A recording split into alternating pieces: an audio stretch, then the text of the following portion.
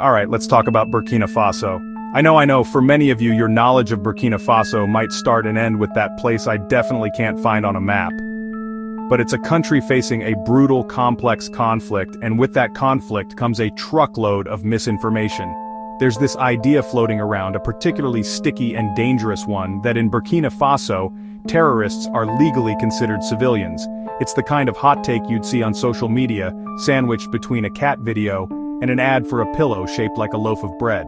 The claim suggests that the government is hamstrung, unable to distinguish between a farmer and a guy planting an IED because, legally, they're one and the same. This narrative is incredibly potent because it sounds just plausible enough to be true, especially when you're looking at a complicated situation from thousands of miles away. It paints a picture of a legal system so broken, so utterly absurd, that it protects the very people tearing the country apart. You can almost hear the argument. See, the laws are the problem. They're calling terrorists civilians. This simple, infuriating idea spreads like wildfire because it offers an easy answer to a messy problem. So, let's get into the nitty-gritty. And yes, I know, legal definition sounds about as exciting as watching paint dry, but stick with me, because this is important. First up, International Humanitarian Law, or IHL, Geneva Conventions, the rules of war. The foundational principle of IHL is the concept of distinction. This is the rule that says you must, at all times, distinguish between civilians and combatants. Civilians are protected from direct attack. Combatants, like members of an army, are not. It's the user manual for not being a monster in a war. Simple, right? Well, sort of. Now, where does a terrorist fit into this? IHL doesn't actually have a neat little category labeled terrorist. Instead, it asks a simple question. Is this person taking a direct part in hostilities? If the answer is yes, actively fighting, planting bombs, commanding attacks, then for that period of time they lose their civilian protection and can be legally targeted. Okay, so we've established that the law on paper is pretty clear. But what happens when that paper meets the dusty, violent reality of Burkina Faso? That's where things get incredibly difficult. The country's legal system is designed to handle this. When a person is suspected of terrorism, they are supposed to be arrested, investigated by specialized anti-terrorism police, and prosecuted in a dedicated judicial unit in the capital, Ouagadougou. This isn't some kangaroo court. It's a process with rules, procedures, and in theory, safeguards to ensure a fair trial. The system is built to distinguish between a suspect and a civilian. The problem isn't the law, it's the implementation. Imagine trying to conduct a meticulous crime scene investigation while you're being shot at. That's the daily reality for Burkinabe authorities in many parts of the country. Vast swaths of the north and east are effectively no-go zones for the state. Judges, police officers, and civil administrators have fled due to targeted killings and threats. How do you collect evidence, interview witnesses, and make a lawful arrest when the armed group you're investigating controls the entire village and the roads leading to it? The legal playbook is there, but in many places, there's no one left on the field to run the plays. Alright, let's get into some myth-busting. These bad takes are Legion Myth 1. Terrorists in Burkina Faso have the same legal status as civilians. Fact.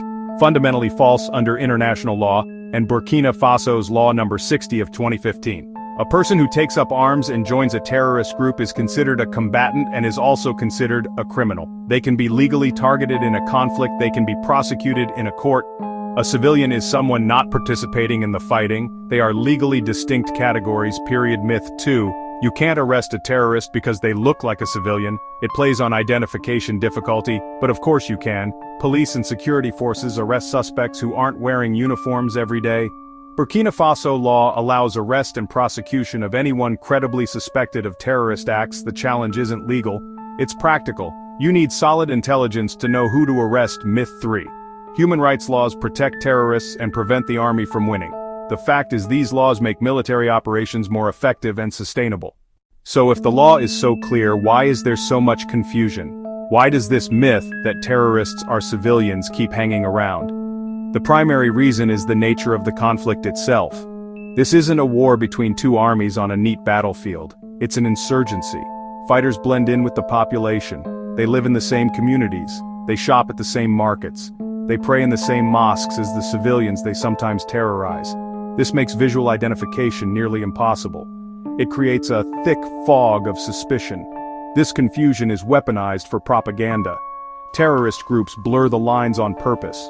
Operating within civilian populations provokes disproportionate state responses.